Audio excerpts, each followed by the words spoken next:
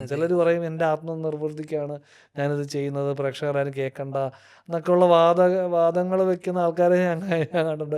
പക്ഷേ അവരോട് തന്നെ ചോദിച്ചു നോക്കണം, ആർ യു റിയലി ഹാപ്പി?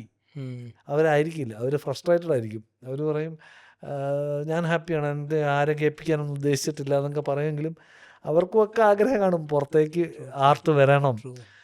അപ്പോൾ അത് if you really happy that way, you mean it, അകത്ത് മനസാക്ഷിയോട് ചോദിച്ചു നോക്കുക, എങ്കിൽ ഓക്കെയാണ്. You create art for your self. ഉം. I create art for myself and it's my responsibility to pass it on to the audience as well എന്നുള്ള ബിലീഫാണ് എൻ്റെത്.